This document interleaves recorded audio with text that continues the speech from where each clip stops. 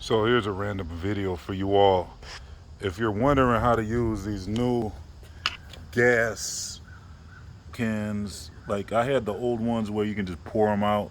These new ones, it's like you pour it and nothing comes out, right? So it's the nozzle. So basically, it's not just pushing this thing, which is what I thought at first, but you also gotta push this and push down. So this goes down, the spout goes down like that. That's how you pour the gas out. It has to, you push this red button in and then you have to push this down. Now it'll do automatically in a car if you're refilling a car, but if you're refilling your lawnmower or whatever, that's when this technique is going to come in handy.